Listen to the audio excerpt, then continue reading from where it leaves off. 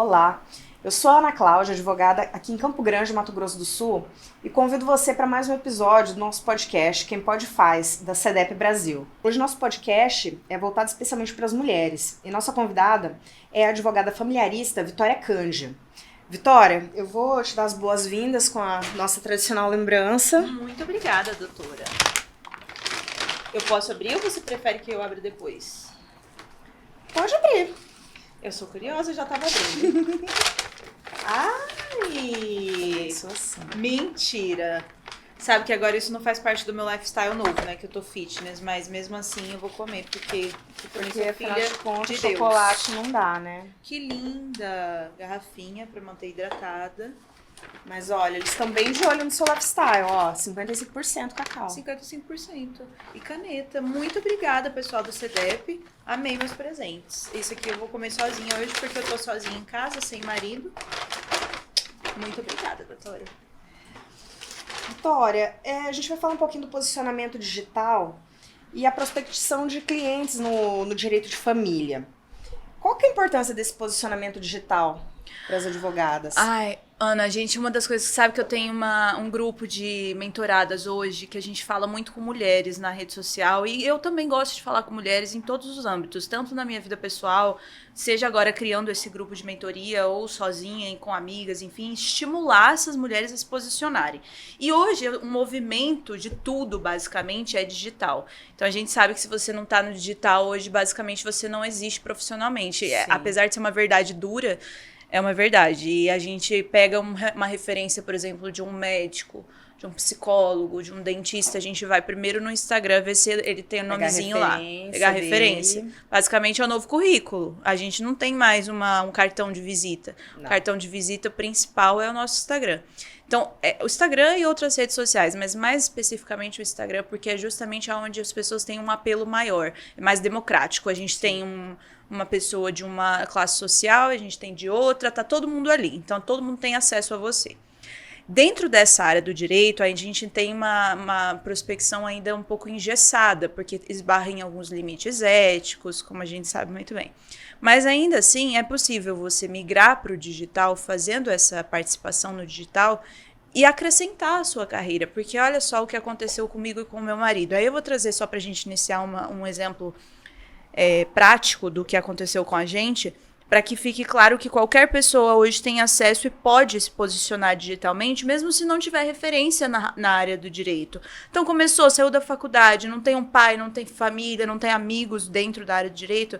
A internet é uma ferramenta que vai te colocar numa posição de maior igualdade com outras pessoas. Uma vitrine, né? Uma vitrine que te democratiza, porque você antes, para ter sucesso dentro do direito, principalmente na advocacia, por exemplo, precisava ter pessoas aquele famoso quem indica, o indicador, aquela pessoa que te coloca dentro de um escritório ou que te faz uma referência de qualidade para você alcançar tal cargo.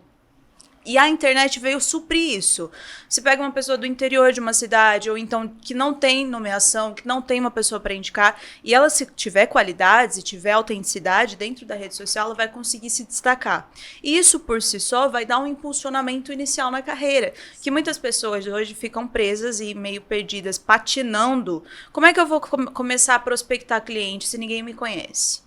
Então, você vai passando de porta em porta, entregando cartãozinho. Hoje não funciona mais. Não funciona, ninguém quer saber. Sabe o que na época as pessoas faziam? Deixavam um cartãozinho, lembra disso? Lembro. Deixavam os cartõezinhos em bancada de tipo pizzaria, salão de beleza. Ainda tem, você ainda vê alguns, uns ou outros. Mas os mais espertos já entenderam que essa não é a forma mais eficaz. Hoje, a forma mais eficaz advém das redes sociais, seja no TikTok, Instagram, YouTube e outras redes por si só, que fomentaram essa possibilidade de você estar ali. E hoje a gente fez isso, eu e meu marido. A gente, quando percebeu que esse movimento da internet era o movimento mais lucrativo e que conseguiria antecipar, sabe Juscelino Kubitschek que fez Brasília 5 anos em 50? Basicamente isso que a gente pensou, vamos fazer em 5 anos o que outras pessoas demorariam 50. Sim. Através do Instagram. E, incrivelmente, por incrível que pareça, hoje a rede social é a principal forma de prospecção no nosso escritório. 90% ou mais dos nossos clientes vem do meu Instagram. E a título de números, para quem tem poucos seguidores, Isso não importa, porque o meu marido tem 170 mil seguidores, eu tenho 18 mil. E ele não prospecta como eu prospecto, porque o meu...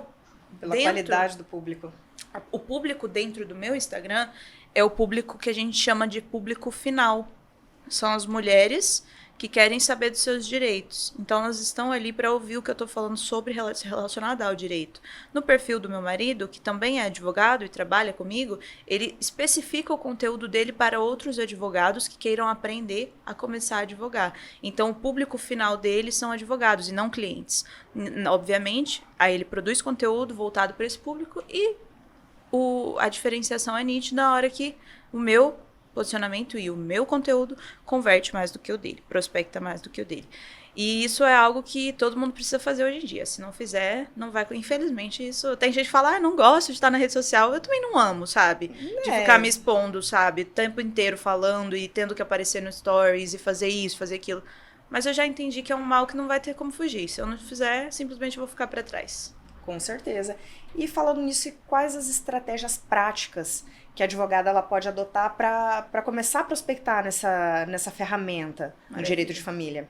No direito de família, em todas as áreas, Ana, porque dependendo, às vezes a gente tem, quem está assistindo pode ser da área do direito ao acesso à saúde, direito imobiliário. Dentro da rede social, o posicionamento vai diferenciar basicamente de acordo com o seu nicho. Mas para você começar a atuar dentro da área do direito de família ou em qualquer outra área, prospectando pelas redes sociais, basicamente você vai ter que investir em se posicionar de uma forma que mostre o seu nicho, qual é a área que você escolheu atuar.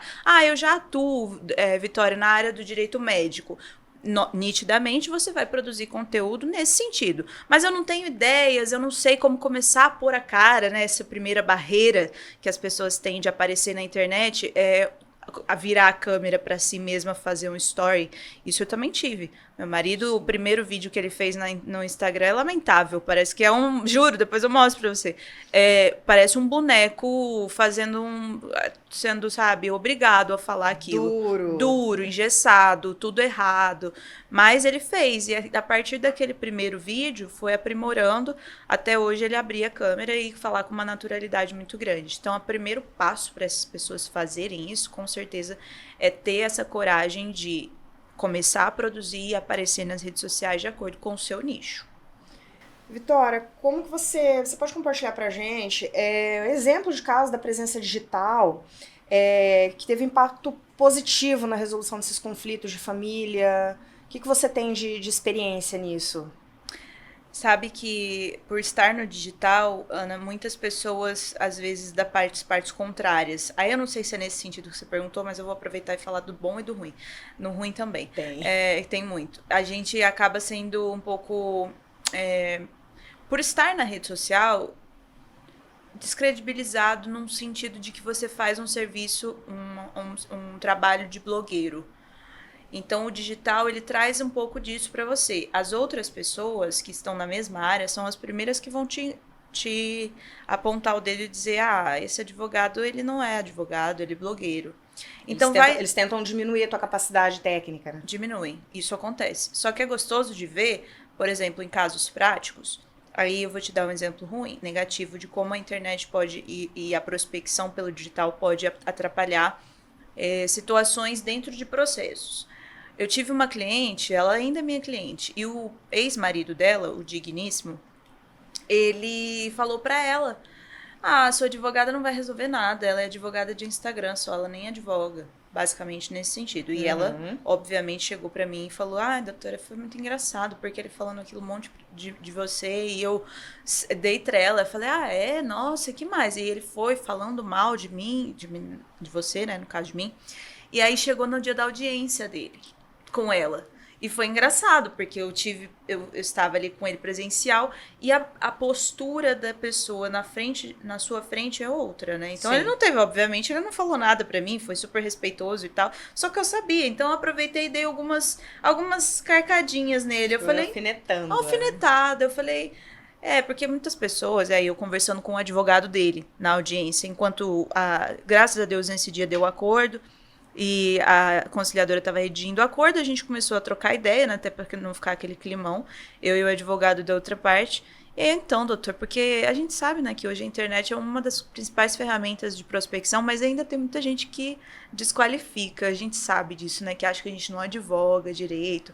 E aí, em alguns momentos, eu olhava pro rapaz e dava assim, não é verdade? O senhor tá na internet? Então, não tá, mas precisa. Então, eu aproveitei essa circunstância que poderia ter influenciado negativamente se a minha cliente tivesse tido dúvidas e falado assim, pô, será que é verdade o que ele falou? Só que, na realidade, esse conceito de você estar na internet cria uma afinidade com o seu público e o seu público te conhece. Então, por exemplo, o meu perfil ele não trata só de assuntos jurídicos, eu também mostro um pouco da minha vida. É um recorte? Sim, é um recorte, óbvio, eu não mostro a maioria das coisas, mas as pessoas se sentem próximas e se sentem confiantes de você ser uma pessoa que vai levar aquele trabalho a sério. Então, esse aspecto positivo, ele desbanca todos os efeitos negativos que podem acontecer, e foi justamente por conta disso que a minha cliente ignorou completamente o que o cara falou pra ela. Falou, eu sei quem é a Vitória como advogada e eu vou falar pra ela isso em tom de piada, porque pra ela foi uma piada. Nesse sentido, foi muito bom, foi muito positivo. E aproveitando esse gancho, como que é possível fazer essa conexão com o teu público, que vai virar cliente, se tornar cliente, e demonstrar para eles a empatia pela situação, porque as situações que envolvem família a gente sabe que são delicadas, deixa principalmente a mulher fragilizada, né? É isso, vulnerável. E difícil. como trazer essa conexão com ela, trazer essa proximidade com ela e demonstrar tua empatia, que você realmente está preocupada com ela. Ana, tem duas questões. Você trouxe a questão de como se posicionar ali na rede social para criar essa relação de intimidade com o público, principalmente na área de direito de família, com mulheres, e também como, de fato, mostrar essa empatia, propiciar um ambiente de conforto e tranquilidade para a mulher que vai te contratar, para ela saber que você está sendo atendida com ouvidos de compaixão e não só uma máquina técnica. Porque a gente sabe, dentro da área de direito de família, um dos principais elementos é o elemento subjetivo. É o elemento da emoção, dos problemas relacionados ao psicológico. Então, você está lidando com um relacionamento de família que acabou, relacionamento de um casal, então uma criança que foi agredida. Então, isso são coisas muito pesadas. Se o advogado dessa área não tiver uma sensibilidade mais apurada, infelizmente não vai dar certo, porque vai ser um robô atendendo alguém que precisa de mais do que uma coisa técnica que a gente não pode oferecer. Tem que desenvolver esse lado. Por isso que eu sempre falo que esse critério para você conseguir se estabelecer dentro da área de direito de família é essencial. Você saber identificar na sua personalidade, na forma como você lida com o problema dos outros. Se você é uma pessoa que intermedia, que concilia, que tem ouvidos empáticos, que consegue propiciar isso para as pessoas. Caso contrário, seu atendimento de família não vai ser eficaz, porque não vai ser humanizado o suficiente da forma que precisa. E ao mesmo tempo, olha o perigo, a gente precisa manter a corda para não desequilibrar e não ser parcial e não ser amiga, não se tornar amiga ou amigo do seu cliente. Porque ali, embora pareça, não é uma sessão de terapia. Sim. A pessoa vai desabafar com você, vai falar de um problema, às vezes vai chorar. Lá no meu escritório tem uma caixinha de lenço em cima da mesa, porque tenho certeza que de 10 clientes, 8 vão chorar. Então, estabelecer um limite até onde eu posso ser empática e até o momento depois. Não, isso daqui já não é da minha alçada.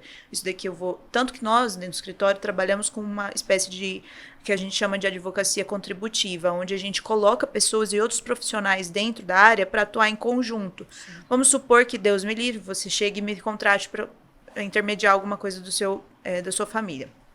Ana, eu não posso te auxiliar nesse aspecto financeiro porque eu não faço contabilidade. O que eu vou fazer é chamar o contador, a gente vai fazer uma reunião em conjunto, então ofereço essas outras ferramentas, psicóloga e tudo mais. Então a gente tem que tomar cuidado para não atravessar essa linha. Muito embora a gente não atravesse, a gente precisa ter um atendimento diferenciado, não é o mesmo de um atendimento se você quiser vender sua casa e falar para mim, hoje eu tenho um problema de direito imobiliário. É outro atendimento. É direto, é objetivo, é prático. Em relação ao direito de família, você precisa conversar, entender, às vezes, a história da família, entender de onde vem esse problema, é muito mais terapêutico. Mesmo assim, é necessário ter essa cautela. E dentro da rede social, para você conseguir criar essa conexão, você não pode de novo, ser um robô, ser uma pessoa chata e desinteressante, que só coloca conteúdo. Eu tenho alunas em que a gente fala sobre isso o tempo inteiro, falo, olha, não adianta você fazer 5 vídeos técnicos falando de direitos se você não tem nenhuma proximidade na vida real com os seus seguidores ou as suas seguidoras, se elas não sabem quem você é, em que você acredita, qual é a sua religião, qual o nome do seu cachorro. As pessoas querem se conectar com pessoas. Então, se eu vou contratar um psicólogo hoje, eu quero saber o que minha psicóloga pensa, qual é a vida dela, para eu ter similaridades de referência. São referências que você se aproxima da pessoa. E aí, nisso, você cria uma relação que ela excede o profissional. É uma relação de admiração. Eu tive clientes que chegaram no meu consultório, não, né? No meu escritório, e chegaram. Eu tava falando de psicologia e fiquei no negócio da cabeça. E chegaram falando, doutor, eu tinha certeza que você ia ser minha advogada, eu sabia que se eu precisasse vender o meu carro, eu venderia, porque eu nunca tinha me visto na vida. Mas por estarem dentro do meu Instagram e verem eu postando minha comida, meu cachorro, e depois eu ir no escritório, eu fazendo uma audiência, elas já se sentem integradas na minha vida e como se fossem minhas amigas. Aí depois eu que tenho a oportunidade de virar amiga delas, né? Mas eu tenho que tomar bastante cuidado, porque se deixar a gente fica. Elas já me chamam pra sair pra jantar, tomar chopp, esse tipo de coisa que não dá pra fazer, mas o resto é só você ser mais humano. Acho que hoje a gente tem esse problema na advocacia. Tem muitos advogados que não estão interessados.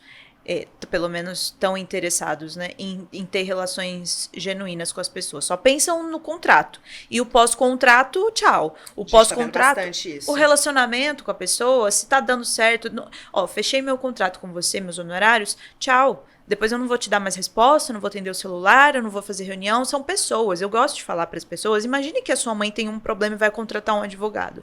Você vai querer que o cara que ela vai conversar seja um babaca e, com perdão da palavra, não responda ou não atenda o telefone? Ou se você souber que a sua mãe tem um problema, você vai querer indicá-la para uma pessoa que você sabe que é gente fina, que se preocupa realmente com o problema? Eu acho que essa é a grande questão. É porque as pessoas elas não contratam um escritório, elas contratam uma pessoa, Exatamente. Né? Justamente por isso que eu acho que você precisa no seu Instagram, seja ele um profissional ou um pessoal, porque tem gente que faz essa divisão, você precisa se mostrar como pessoa, para que você seja interessante o suficiente e as outras pessoas gostem de você como pessoa também, além de como profissional, claro.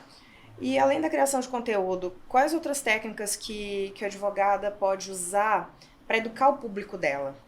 Dentro da área do direito de família, a gente gosta de fazer vídeos que tragam conteúdos mais atuais, por exemplo, notícias de celebridades ou pessoas que trouxeram à mídia os seus casos e serve de referência para que elas se balizem. Então, por exemplo, nós temos situações hoje com famosas que se separam e têm problemas de partilha de bens, ou então ficam com dívidas nos seus nomes por conta dos cônjuges, que deixam as coisas, enfim. E aí a gente utiliza esse conteúdo que está em alta, geralmente em site de fofoca, Instagram de fofoca, e aborda isso de uma maneira jurídica, não sendo maciço, maçante, sem ser técnico, porque as pessoas estão cansadas de ver conteúdo técnico já no Instagram. Então você traz um elemento de modernidade para o seu conteúdo, para que isso não fique maçante para quem está assistindo. Para que quem, por exemplo, não é da área do direito, assista o seu vídeo, caia no seu vídeo e fala assim, não, gostei desse vídeo, não é da minha área, mas eu vou seguir, porque vai que essa advogada fala alguma coisa que tem a ver com a minha vida também. Então você começa a seguir a pessoa por conta disso, porque ela misturou esse conteúdo e trouxe de uma forma mais leve possível. Essa ferramenta de produção de conteúdo, a gente também pode ter através dos sites que a gente pega referências de decisões atuais. Por exemplo, dentro da área de direito de família, tem o informativo diário do IBDFAM, que dispara todos os dias. O IBDFAM é Instituto Brasileiro de Direito de Família, e eles mandam todos os dias e-mails com decisões de ontem, por exemplo. As jurisprudências do Tribunal de Santa Catarina, Mato Grosso do Sul, Minas Gerais, todas para o seu e-mail, com casos peculiares. Por exemplo, essa ação aqui julgou uma ação de alimentos de um pai que estava desempregado por conta da pandemia. E como que isso afeta o social? Aí você já tem uma baita ideia ali de vídeo para você fazer um conteúdo, falar com os seus seguidores. É uma coisa muito dinâmica, você tem várias fontes de informação e isso se traduz em forma de conteúdo. E, de novo, quem precisa estar nessa área, que acredito que somos todos nós, precisa pensar em fazer conteúdo que seja útil e não só ali para servir de, sabe, encher perfil. Coisa que a pessoa assiste e fala assim, isso aqui vai me ajudar de alguma forma. Assim, eu vejo muitas vezes a pessoa que tá, o teu público tá ali, ela às vezes não sabe nem que ela tem aquele direito. A maioria, sabia, Ana? A maioria das mulheres, mesmo que sejam muito instruídas, você pega professoras, eu tenho clientes, funcionárias públicas, médicos, qualquer pessoa, elas, a maioria, quando eu falo delas, é porque eu atendo muito mulheres, e majoritariamente mulheres. Essas mulheres, por mais instruídas que sejam, elas não sabem coisas elementares sobre suas vidas pessoais em relação a direitos e deveres. Então, por exemplo, você tá ali com uma cliente, a cliente tem pós-doutorado, é super inteligente, tem uma condição financeira legal, e aí você vai conversar com ela sobre partilha de bens, ela fala, não, mas meu marido falou que essa casa eu não tenho direito, porque ele comprou com o dinheiro do trabalho dele. Aí você fala, tudo bem, qual é o regime de casamento que vocês são casados? Ah, comunhão parcial de bens. E como que você não tem direito? Vamos conversar? Deixa eu te explicar como que funciona. Porque assim, então você pensa como advogada que essas são coisas muito simples. Eu pensava isso. Aí quando começou a chegar esse tipo de dúvida muito elementar, eu falei, não, peraí, as pessoas precisam saber coisas pequenininhas e coisas grandonas. Precisam saber que o filho tem direito a uma pensão ainda quando a mulher tá grávida. Então, esse tipo de coisa foi abrindo meus olhos para eu preciso educar mulheres, educar não, porque quem sou eu não sou professora, mas informar mulheres, e essa informação precisa chegar em mais gente, porque a gente ainda sofre influência da manipulação, e quando eu digo manipulação um pouco forte, mas da predominância masculina no controle e gestão dos bens, do patrimônio. Com certeza. E é o que a gente pode denominar de violência patrimonial em alguns casos, onde você fica tão blindada de ter acesso. Muitos casos. Eu não ia generalizar, mas é um pouco generalizado. Você sabe, essa questão de você às vezes está num relacionamento e condiciona a gestão dos seus bens, do seu patrimônio, do seu dinheiro pro marido. Ele tem, às vezes, acesso à conta e você não. Você não tem um cartão de crédito, ele tem, então você tem que pegar o dele, aí ele tem acesso ao extrato e você não. E isso é tão comum, às vezes, para as mulheres mais modernas, como nós, isso pode parecer distante da realidade, mas quem trabalha com mulheres sabe que isso é muito comum.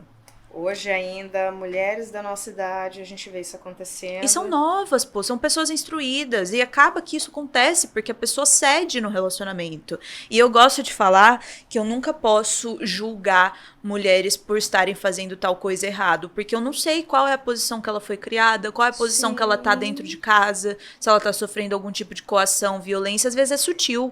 E às vezes nem está, mas vem uma carga de educação, que com a mãe dela foi assim, com a avó dela foi assim, com ela é assim, tá tudo bem. É um padrão que replica sem perceber. Sabia que às vezes eu faço isso dentro do meu relacionamento? Eu paro pra avaliar e falar, mas peraí, será que eu não tô fazendo exatamente o que eu falo que não é pra fazer? Será que eu não tô transferindo poderes ali pro meu... Aí a gente equilibra os pratos.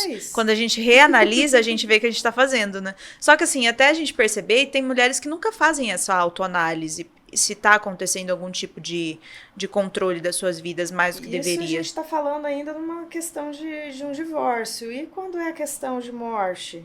Que partilha, herança. Sim, que eu já vi caso da mulher que viveu 30 anos com o marido, que foi casado em um casamento anterior e não formalizou a separação. E como ele geria os bens, ela não tem comprovação de nada. E aí é triste, viu? Porque aí fica complicado de provar. Precisaria de testemunhas, muitas vezes não consegue testemunha para provar. Às vezes a pessoa fica, né? Quem testemunhou? Foi meu vizinho, sabe? Que a gente conviveu. Mas aí, não tem coragem. Às vezes é um familiar que não quer se envolver. Exatamente. Que tem medo de represália e não vai. Mas, assim, é tanta falta de conhecimento, tanto na área do direito de família quanto no sucessório, essa questão de partilha, de inventário, que é por isso que eu acho que esse trabalho para difundir informação para a mulher ainda precisa ser mais enfático, sabe? Eu acho que a gente fala muito sobre direito nas redes sociais, mas não tão voltado ao conhecimento de informações essenciais de mulheres e crianças e adolescentes. Porque quando a gente vai falar sobre essa temática, ainda muitos homens, eu recebo muito isso, Ana, nos meus vídeos, comentários de homens que vêm e falam que isso é uma conversa já batida, que a justiça só protege as mulheres. É claro que existe uma reparação que a gente precisa fazer histórica a título de equilibrar mulheres com homens, mas ainda assim nós temos um judiciário completamente desequilibrado, as decisões ainda não são favoráveis às mulheres. A gente teve no escritório agora um caso em que o rapaz era o pai, né? O genitor pagava 3 salários de pensão para criança, de boca, tá? Não tinha nenhum acordo. Aí nós entramos com a ação, porque a mulher queria deixar isso definido, e não só definido, queria aumentar esse valor, porque o pai tinha muito mais poder aquisitivo. Nós entramos com o processo e o juiz fixou a pensão em 1 salário mínimo. Então ele diminuiu o que o pai pagava espontaneamente. Porque ele achou fontes, vozes da minha cabeça. Parece até brincadeira, mas a gente sabe o que acontece. Aconteceu agora, esse mês passado, e acontece várias vezes. E aí eu tive que recorrer, mostrar para os desembargadores, falando, ó, é o seguinte, eu acho que o juiz não viu, eu só posso acreditar que ele não viu os comprovantes aqui, porque a gente mostrou que esse pai tá pagando 3 salários mínimos tem 24 meses, já fazia 2 anos que ele pagava 3 salários mínimos. Aí o tribunal foi e reformou agora, ontem, a decisão de tutela que majorou a pensão para 5 salários. Mas você vê essa ignorância que às vezes não é ignorância. E a gente vê também os próprios colegas advogados também que ajudam nessa situação. Ixi, vão. E muitos, inclusive, agem até, eu diria que é uma má fé, sabe? Eu vi uma situação que foi majorado para 5 salários, foi o contrário. O pai queria pagar só 3. E o advogado falou que ele podia depositar só os 3. Acho que ele... Não sei. Advogado da mãe? Do pai. Então, o pai ajuizou a ação falando que queria... Não, a mãe ajuizou pra majorar. E aí foi fixado. Majorado em 5. 5. O pai queria pagar 3, porque ele achava que 3 já era o suficiente. E o advogado dele falou, não, pode depositar só 3. E não cumpriu a decisão. E aí? E ele tava achando que tava fazendo o correto, porque o advogado falou que ele foi podia. muito mal instruído. Totalmente, ele foi preso. Isso que eu ia falar, porque o crédito, o que sobra, que faltou... Sim, ele foi preso. Executou e foi preso. E ele realmente estava pensando que estava fazendo correto. Porque o advogado dele orientou que ele podia, sem uma decisão judicial. Às vezes o advogado é tão complacente com situações erradas, fala assim, não... E às vezes não é por mal, mas é por ignorância. No sentido literal. Assim, ela vai aceitar, tá bom. Então vai abrir mão, não vai executar... Pode ir porque fazendo. Acontece. Né? A mulher, ela já tá fatigada daquela situação. Isso é verdade. Às vezes ela fala, não vou cobrar mais não, deixa assim mesmo, tá bom. Recebo muitas mulheres, aí eu tenho que fazer praticamente uma lavagem cerebral pra falar, ó, é o seguinte, não é pra você isso daqui, então você não pode abrir mão. É pro seu filho. Mas eu tive uma cliente esses dias que falou assim pra mim, eu não vou, doutora, fazer ela queria fazer ação de guarda com... regulamentação de convivência, né, de visitas. Falei, tá, mas e os alimentos, né, a pensão, tem que fixar. Falei assim, não quero, porque eu tenho dinheiro, eu vou arcar com as coisas do meu filho sozinha, não quero que ele conviva, não quero... eu falei, mas é o seguinte, fulana, deixa eu te explicar uma coisa. Isso não é um direito seu, é um direito do seu filho, que você nem poderia abrir mão, que é um direito indisponível. Aí comecei a explicar pra ela sobre pensão. E eu expliquei, mesmo que você tenha dinheiro pra pagar todas as despesas do seu filho, faz esse pedido de pensão, porque o pai, ele fez o filho com você e ele tem que custear pelo menos algo dessa criança. Então, se hoje você tem dinheiro para pagar as despesas dele, do filho, faz essa poupança, onde você vai depositar esse dinheiro da pensão. Aí, quando seu filho estiver mais velho, ele decide o que ele faz com esse dinheiro, porque é dele por direito. O pai, ele não pode escolher não participar da criação da criança. Ele tem que participar, ainda que seja para o dinheiro ser usado daqui a um tempo. Aí ela falou, gostei dessa ideia, posso fazer uma poupança para ele usar na faculdade. E assim ela fez, e aí foi fixada uma pensão e o pai está contribuindo. É claro que é irrisório, o cara está contribuindo com 2 salários e a despesa da criança é absurdamente alta. Mas ainda assim é um dinheiro que mês a mês... Esse ainda tá contribuindo com 2 salários. Ainda é bom, né? Não é trezentão, não porque é trezentão. A maioria dos casos tem sido assim, 30% sobre o salário, 40% sobre o salário, aí você vai ver o que é outro problema, né, Ana, no judiciário. Você precisa, como advogado ou advogada da autora ou do autor representado pela sua mãe, ou, né, do menor representado pela sua mãe, demonstrar para o juiz a capacidade financeira do pai. Que muitas vezes Oculta.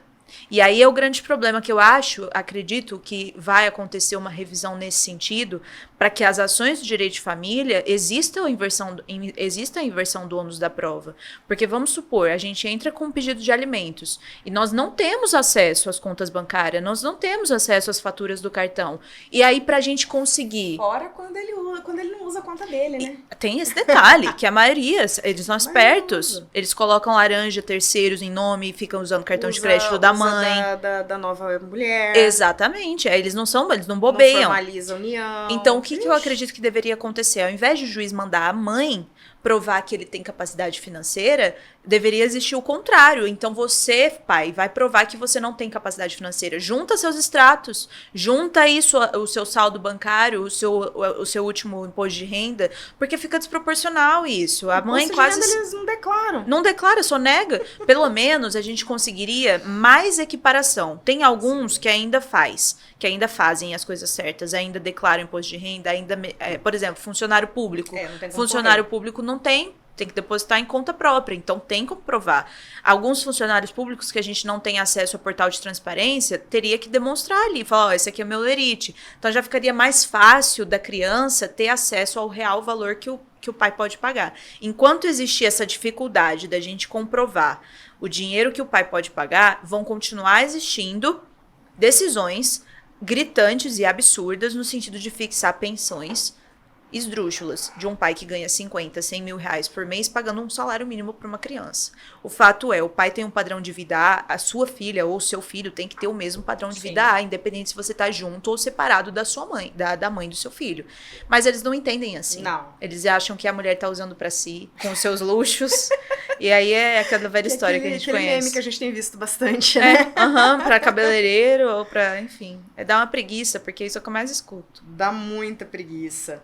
E quais que... dentro dessa temática, quais são os principais desafios que a advogada enfrenta para construir essa presença online? E como que ela consegue superar isso aí? Deixa eu puxar minha carta de metro aqui, porque sei lá, são 50 mil dificuldades, porque começando pelo básico, a gente já é mulher, já tem uma dificuldade, mas isso é história, Vitória, nada a ver. Mulher tem... Não. Pode parar. Já esses dias postei um vídeo no meu Instagram que as pessoas estavam perguntando muito no direct o que eu tinha achado do tema da redação do Enem 2023. Falando sobre basicamente era para pontuar sobre a invisibilidade de trabalho, de doméstico e de cuidado. E aí eu pontuei e coloquei umas imagens. As imagens, elas são muito autoexplicativas, né? A mulher tá na mesma linha de corrida do homem, na frente dela tem varal, máquina de lavar, cozinha, filho, e no caminho da trilha do homem não tem absolutamente nada, porque começa por aí. Então, pra gente se posicionar digitalmente ou presencialmente em qualquer profissão, a gente precisa fazer 5 vezes mais do que o cara faz. Sim. Eu falo por experiência, porque o meu sócio é o meu marido, ele é um homem, então...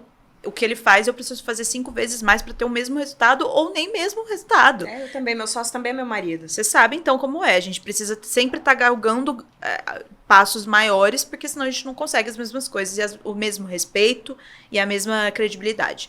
O homem, por si só, ele já domina os espaços que ele tá. Ele domina um palco, ele sabe que aquele lugar é o dele. A gente ainda tá numa construção de reafirmação. Isso é um fato. Aí, dentro da internet, entra a segunda questão. Primeiro que isso abarca homem e mulher, definir o seu nicho, isso já é um grande desafio, porque tem muita gente que começa a advogar e deve estar pensando agora, tá, mas o que eu faço? Qual é o nicho que eu vou escolher? Não pense por dinheiro, você que vai entrar em alguma área do direito ou começar a advogar, não escolha por dinheiro, escolha por vocação. Se eu fosse escolher por dinheiro, a gente não teria ido para a área de direito de família. Naturalmente, quando você escolhe algo por vocação, o dinheiro é uma consequência natural, Sim. porque você faz por talento e aí, consequentemente, você tem resultado e tem mais dinheiro. Mas tem gente que pensa, eu vou começar atuando no consumidor. Vou fazer conteúdo aqui para o consumidor. Pô, tem muita demanda no direito do consumidor. Aí você cai do cavalo. Então, quando eu vou falar com as minhas alunas, que a gente troca muita ideia sobre posicionamento na área digital, uma das maiores dificuldades delas é justamente se posicionar e passar credibilidade. Por quê, Ana? Por serem mulheres, por serem jovens e terem cara de criança. Sim. Sabe, elas saem da faculdade, juro pra você, eu tenho uma turma de 30 meninas, 30 mulheres, olha eu falando meninas, 30 mulheres, mais de mais de 20 e poucos anos, cada uma delas. E aí elas me pegam e falam, Vitória, eu tenho medo de sentar numa sala de audiência e não ser levada a sério porque eu tenho cara de criança. Eu uso, aí você vai ver, é falta de segurança, porque não sabe se vai ser aceita, porque vai ter um advogado jurássico na mesma sala que vai falar assim, essa criança, eu não vou dar corda pra ele, não vou dar nem credibilidade, não vou dar papo. Por isso já. Muito, né? Eu já passo até hoje. E olha que eu sou uma pessoa assim que nem tenho cara de nova e tenho. Eu me imponho em muitas situações. Imagine você, mulheres, que são tímidas, quietinhas, meiguinhas, pequenininhas. O que naturalmente acontece é a exposição, essa posição meio hierárquica que outras pessoas exercem sobre elas. Esse é o principal obstáculo hoje. É a posição que elas ocupam e a falta de credibilidade que elas recebem. E o que eu sempre falo, independente do meu Instagram ou das minhas alunas, falo para todas, é necessário que você, primeiro, faça um trabalho, isso eu falo de coração, faça um trabalho interno, psicológico com você mesma, de reconhecimento, porque sem isso você não vai conseguir se autoafirmar para ninguém.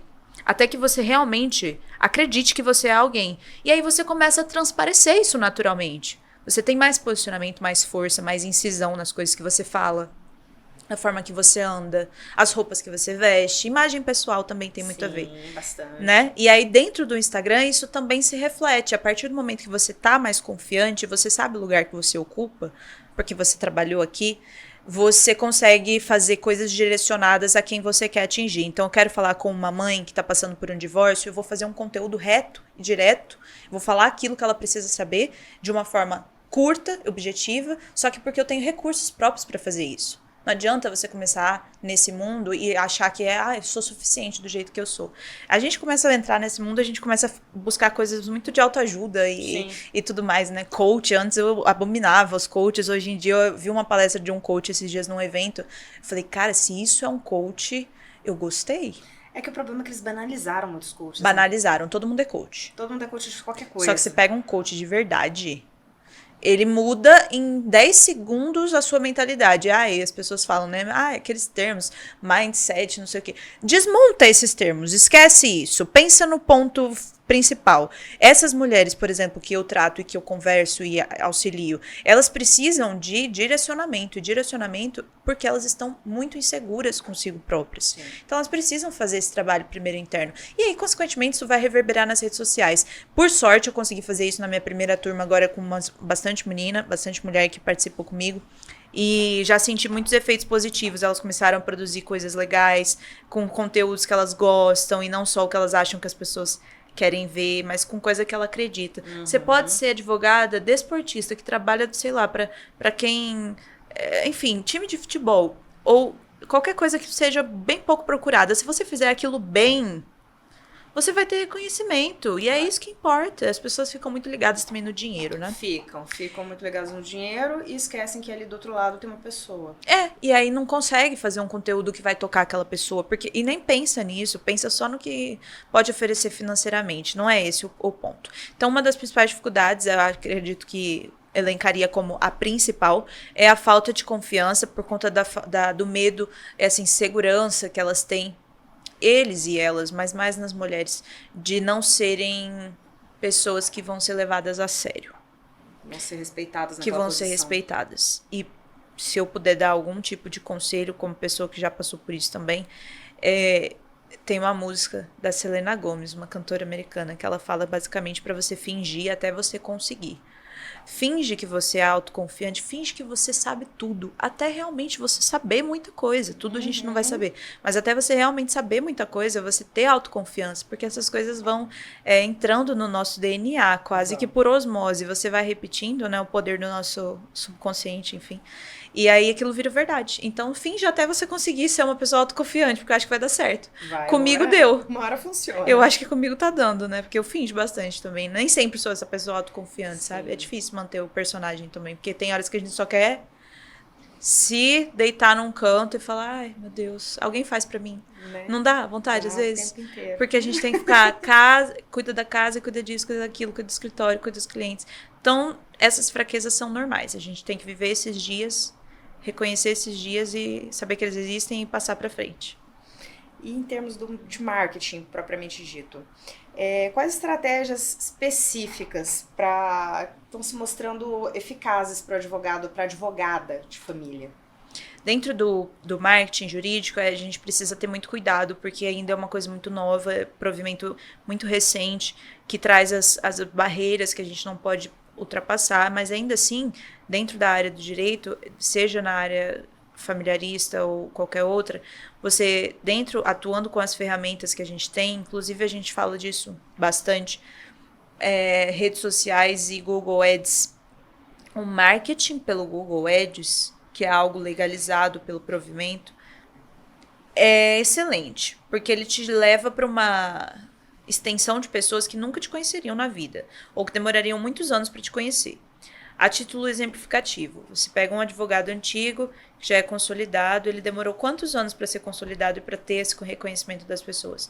Em compensação, pelo Google Ads, uma ferramenta legalizada, você se coloca no topo do Google como advogado familiarista se você pagar um valor. Isso por si só é legalizado, é uma estratégia de marketing muito válida, na qual a pessoa coloca: preciso me divorciar. O primeiro escritório que aparecer vai ser o seu ali no Google. Esse recurso foi uma vitória trazida pelo provimento, que liberou que isso fosse feito, assim como liberou que os advogados estivessem nas redes sociais para fazer informativos, desde que não sejam consultas, aí tem que tomar cuidado com esse direcionamento, e legalizou também para que o advogado não fique restrito à advocacia de indicação. Sim. Porque lá fora, Ana, nos Estados Unidos e outros países, a advocacia é considerada um mercado. Então você tem outdoor de advogado, você tem panfleto, você tem... Eu recebi de uma amiga esses dias. Ela é de lá? Ela estava passeando e me mandou um outdoor de advogado. Eu falei, meu sonho é poder fazer isso no Brasil. Então, eu acredito, sinceramente, que uma hora isso vai acontecer, mas eu não acho que ainda está perto. Você sabe por quê? Recentemente saiu uma notícia, na semana passada, que o CNJ e a OAB estão elaborando que advogados sejam proibidos de fazerem entrevistas e participar de programas televisivos com constância. De forma constante. Óbvio, a pessoa pode fazer uma entrevista sobre um caso que atue, ou pode fazer um podcast, pode gravar um informativo para passar num lugar, num jornal. Porém, isso não pode ser recorrente. E aí eu te pergunto, essa limitação de marketing para a advocacia, ela advém de conceitos ainda muito antigos da advocacia. Aqui a gente não podia fazer cartão, não pode, que a advocacia tinha que ser uma profissão nobre, sóbria. Hoje a gente pode mitigar isso um pouco, pode tirar um pouco dessa pompa. E todo mundo que não é da área do direito fala assim, mas advogado é muito pomposo, é muito cheio de não me toque. Porque a gente tem essa imagem de que as coisas precisam ser redondinhas, não pode fazer isso, não pode fazer aquilo. Eu acho que isso vai mudar um pouco, mas não vai ser agora. Na realidade, mudou um pouco já com essas permissões. Já tivemos uma pequena evolução aí. Foi, eu acho. Porque a partir do momento que você vê um movimento de que quase todos os advogados estão incluindo-se dentro da rede social, já é um movimento positivo. Sim. E de vitórias. Mesmo advogados, eu vi tão bonitinho esses dias, um senhorzinho. Mas um senhorzinho mesmo, ele devia ter uns 70 e poucos anos. Cabecinha branca, todo fofinho, vozinho.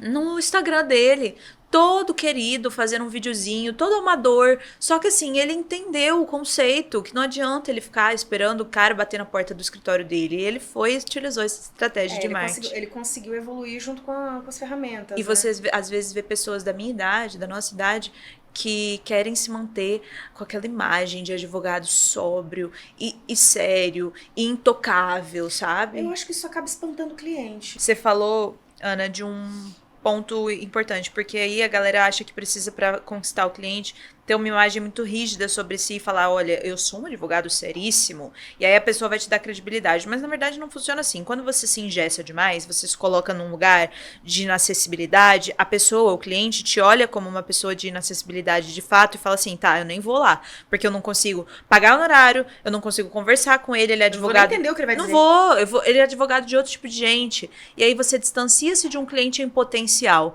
que às vezes você poderia consultar, poderia pagar seus honorários, mas mas pela sua imagem, você não conseguiu. Ótimo, é legal ter uma imagem legal. Isso não quer dizer que você vai ser esculhambado, feio, vai andar... Nada a ver, você pode andar super bem vestido, enfim, ser uma pessoa humilde, ser uma pessoa acessível, ser uma pessoa simpática, que conversa com todo mundo. A gente estava numa palestra recentemente, eu e o Rafael, e o meu marido, o Rafael no caso, ele tem esse perfil, ele é muito aberto, se você olha pra ele quarta-feira, 3 horas da tarde, ele tá de camiseta e short, ele trabalha assim, ele não fica, sabe, engravatado de terno, gel no cabelo, mas quando é necessário ele faz isso. Sim. E aí o que acontece? A gente tava nessa palestra e ele tava dividindo o palco com outro advogado, e o outro advogado extremamente engomadinho, super careta, não da idade dele, tá? A gente tem 29 anos, o cara também tem 29 anos. Ou 30, enfim, era algo muito próximo. E aí ele tava lá falando sobre isso, sobre advocacia, e falou, eu não consigo fazer isso. Não é meu perfil. Se colocando num lugar... É claro que não. É claro que ele não. É claro que ele não falou dessa forma, mas a gente sente. Sim. Que era assim, ó, no sentido de eu sou bom demais pra isso, entendeu? Meus clientes todos vêm do orgânico, vêm de indicações. E na realidade, você sabe que o cara não tá assim, nadando por cima da carne seca, que o cara tá precisando de cliente, pô. Quem não tá, gente? O escritório mais bombado do Brasil sempre quer mais clientes. Isso não existe um limite. Ah, não, agora já tá bom, tem muitos clientes e muito dinheiro. Ninguém quer assim, né? Cada vez quer mais. Então, assim, se limitar a não estar dentro das redes sociais por conta desse discurso, dizer, não, pra mim isso não preciso, eu, graças a Deus, tenho um orgânico, usou esse termo, falou, graças a Deus, tenho um orgânico muito forte. E aí o meu marido aproveitou e sentiu, né, que ele tava sendo passivo-agressivo, dizendo que ele não precisava daquilo.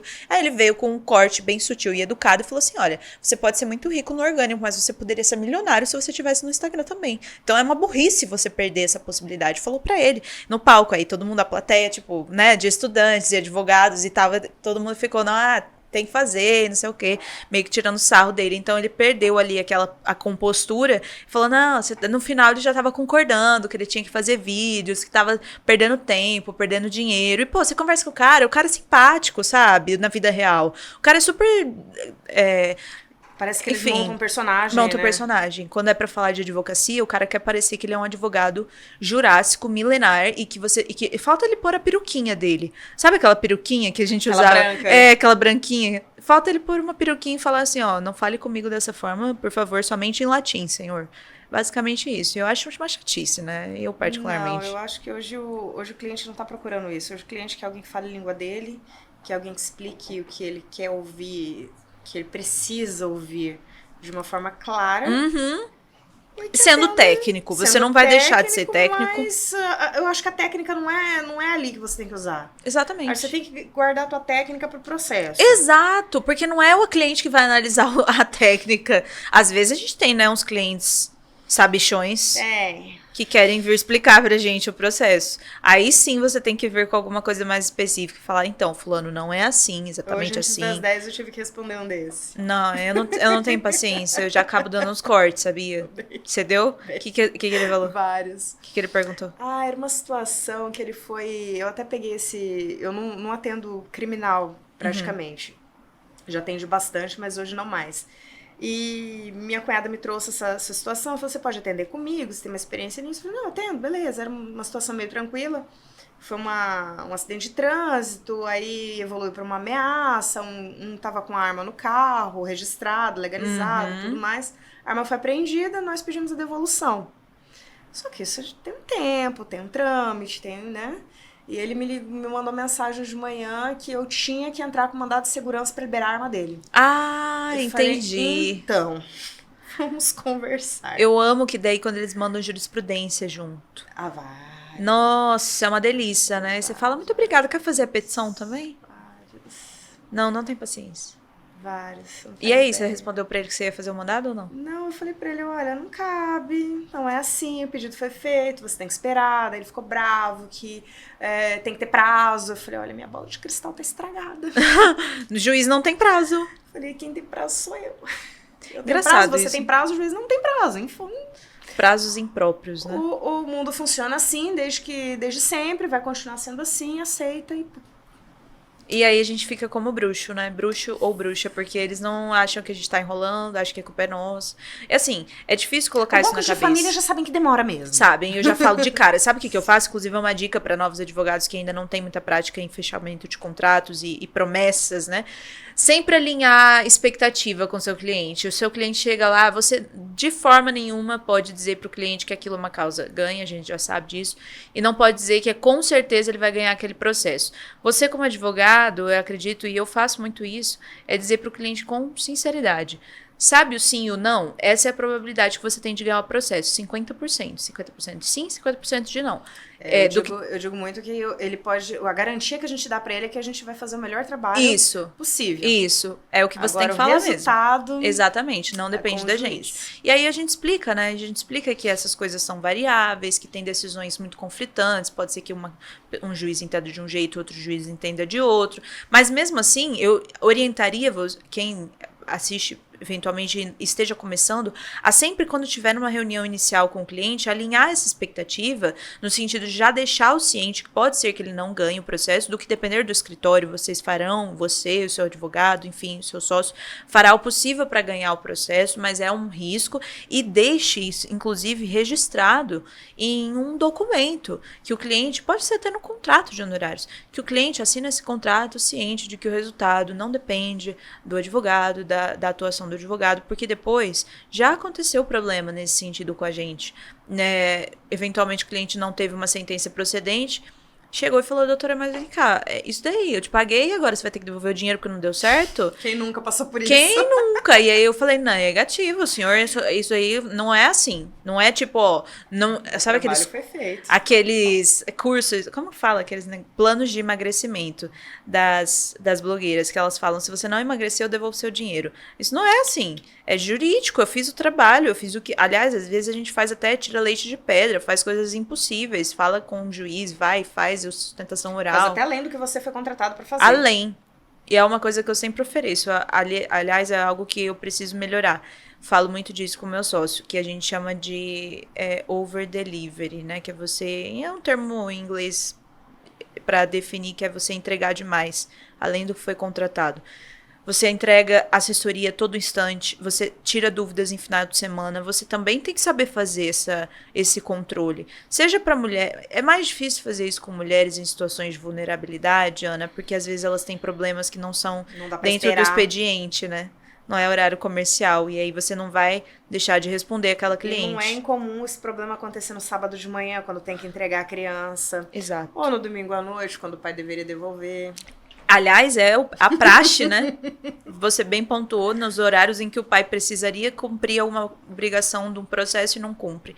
E aí toca seu telefone.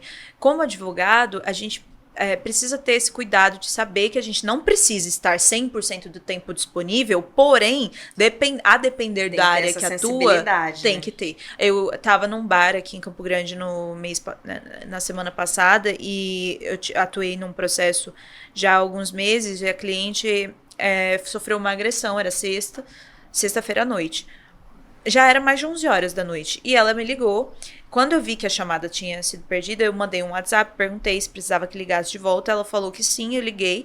Então, assim, se eu me restringisse a não responder, tudo bem, não estaria errada. Só que eu também não estaria ganhando aquela cliente num sentido de, tá fazendo algo a mais, sabe? Sim. E eu penso muito nisso nessa área, porque são situações muito sensíveis. A cliente não queria que eu fosse lá na delegacia. Mas ela precisa de uma orientação. Ela só queria uma orientação, é um afago, sabe? É você dar um conforto para alguém. Acho que isso é algo que você precisa ter se você escolheu ser advogado. É inerente, meio que a gente tá ali sempre, né, a prontidão para intermediar problemas. Então, é normal que vamos ser solicitados.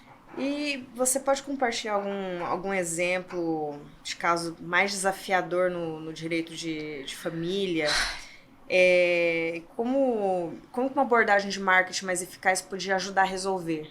Sabe que dentro do direito de família eu tive um caso recente e a gente foi fazer a audiência desse caso.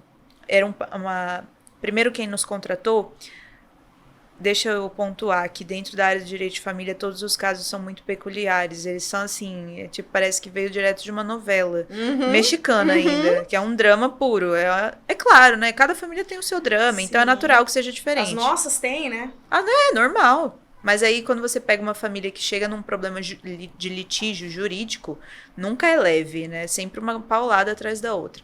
Mas esse caso, pra mim, foi muito emblemático, porque essa mulher me contratou, ela é mãe da criança, me contratou, a criança tinha 15 anos, já era uma adolescente. E aí, essa criança fez 18 anos no decorrer do processo, olha que loucura. Ela tinha 15 anos quando a mulher me contratou, quando a mãe me contratou. Demorou 3 anos e a gente fez a audiência de instrução. E aí, quem foi comigo na audiência não foi mais a mãe, que não era mais representante, foi a própria criança, agora adulta, que me acompanhou. E era contra o pai dela. Audiência, uma audiência de abandono afetivo e pensão, alimentos e abandono afetivo. E como caiu na mesma vara, por conta da prevenção, a gente fez o ato uno, né? Tratou. E era uma juíza daqui muito, muito legal. Que ela pega aquele caso e ela trata como se fosse dela. E aí a gente estava nessa audiência de instrução e ela fez aquelas audiências que parece saído de Fantástico, sabe? De programa, que você acha que não existe. Até então não tinha feito uma audiência de 4 horas de duração. Eu, a cliente, a juíza, o pai e 2 advogadas do pai. Então nós éramos em 6 pessoas nessa sala. E a juíza, ela interferia ali como se ela fosse uma terapeuta, sabe? Como se ela estivesse fazendo uma terapia de familiar.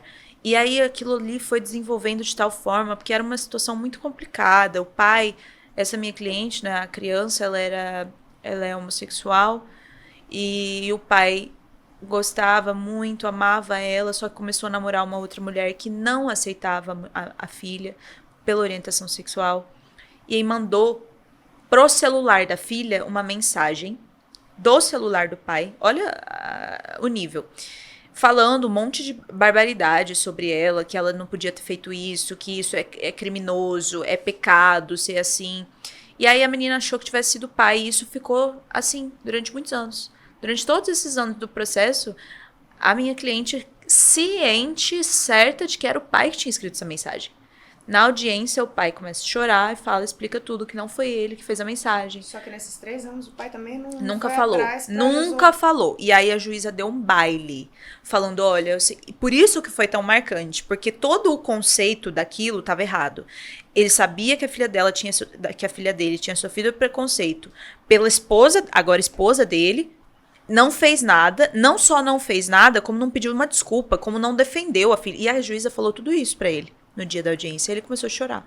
Foi assim, não foi um chorinho, não. Foi tipo uma pessoa em prantos. Pesou na consciência. Ele tava em prantos, chorando na sala de audiência. E a juíza, mas agora não adianta você chorar. Desse jeito. É que eu não vou falar o nome da juíza, porque às vezes não enfim. E aí ela, mas não adianta, sua filha tá aqui na sua frente. Aí a filha começou a chorar. Quase que eu começo a chorar, a juíza começa a chorar. Ficou um negócio assim, meio caótico, sabe?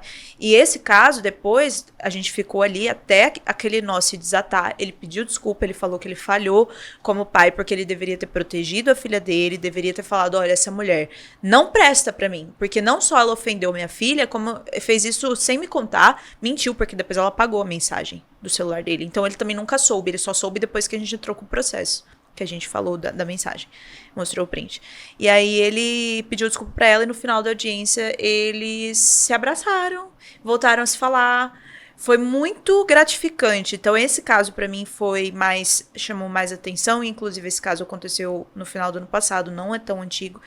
Porque ele teve uma resolução positiva, sabe? Foi bonito, assim. Uma resolução que foi além da indenização. Né? Além da indenização, ela desistiu. Muito além. Ela desistiu do processo de abandono afetivo. Naquele ato da audiência. Ela concordou que ele pagasse para ela um valor de pensão que era menos do que ela estava pedindo, mas era mais do que ele estava oferecendo. E ela desistiu do abandono afetivo. Então, aquele episódio, a gente viu a parte da justiça, que é a parte boa.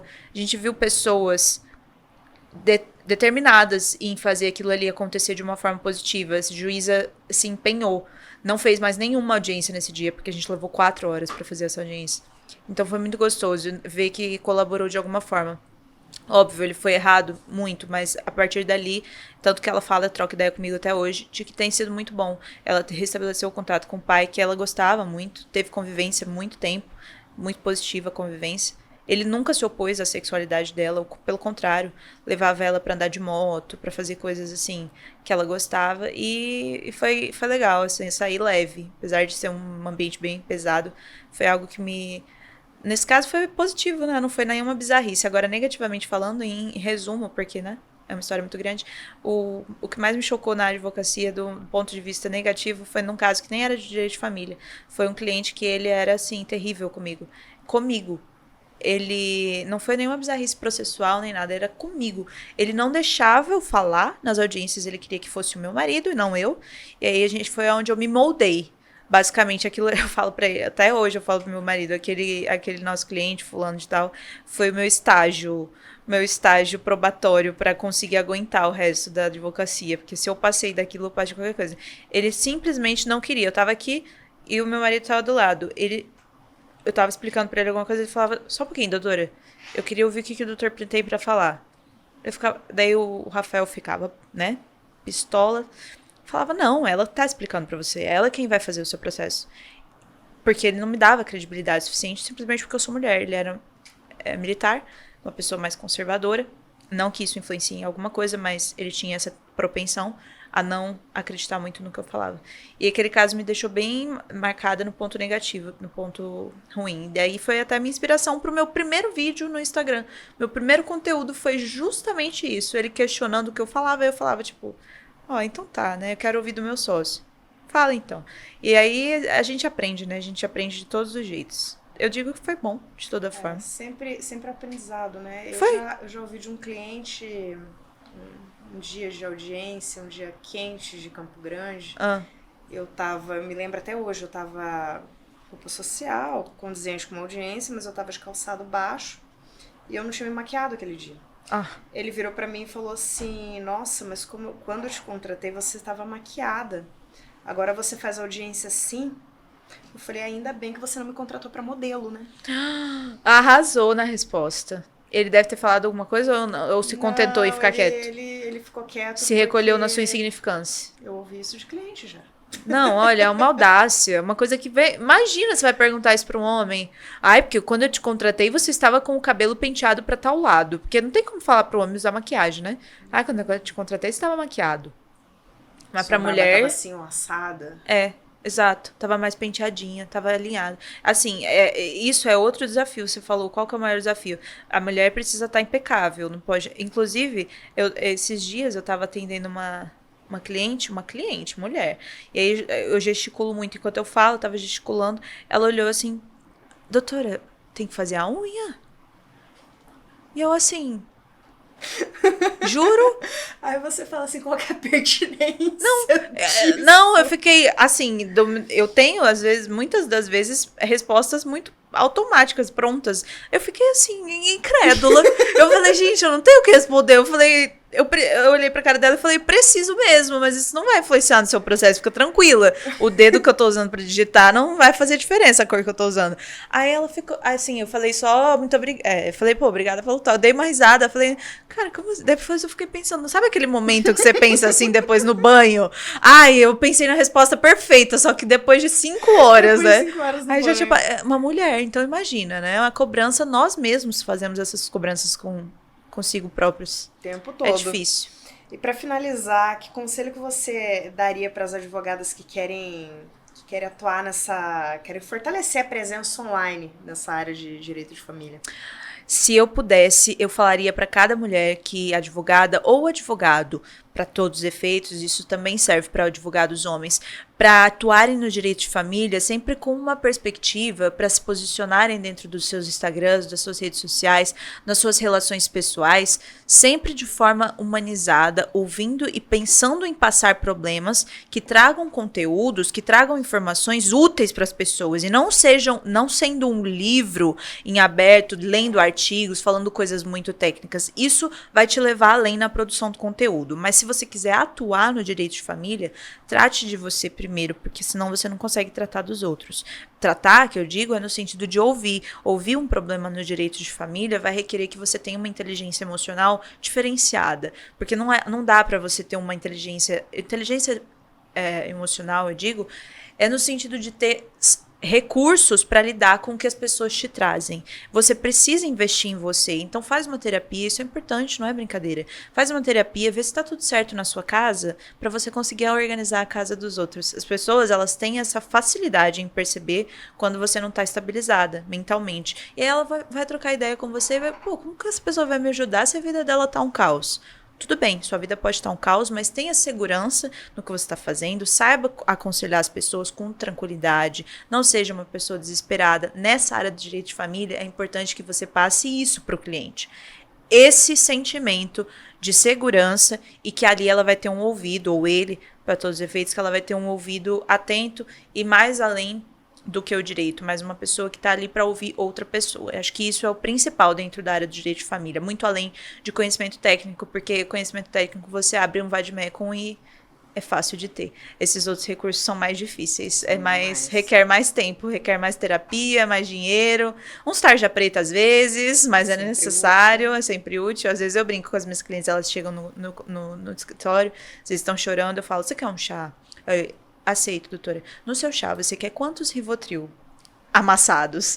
Não, assim, umas gotinhas, só pra te relaxar. Elas dão risada, isso já quebra um clima, já te dá uma sensação de mais acolhimento, a pessoa já fica mais, sabe, já desarma um pouco a guarda. Então, propiciar esse ambiente, eu acho que é tudo no direito de família.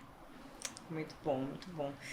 Eu acho que o pessoal vai gostar bastante, as nossas colegas advogadas vão gostar bastante desse conteúdo. Tomara. Foi muito bom. Obrigada. Eu acho que essa mensagem, de verdade, ela precisa ser mais fortalecida, porque as mulheres, elas ainda têm medo disso parecer muito mimimi, que as pessoas adoram falar, né? Sim, isso é mimimi. A palavra da vez. Eu falei isso no meu último vídeo, eu falei o seguinte, se isso é ser mimizenta e dramática, prazer, mimizenta e dramática. Não tem problema. Porque se não fossem essas pessoas, as coisas sempre ficariam iguais. A gente ainda estaria lá em 1750, com escravidão, com mulher sendo, sabe, vítima de violência doméstica à torta e à direita. A gente ainda tem, mas precisa melhorar e por isso a gente precisa ter pessoas para difundir essa palavra por aí. Com certeza. Obrigada, Vitória. Eu que te agradeço, doutora Ana. Obrigada.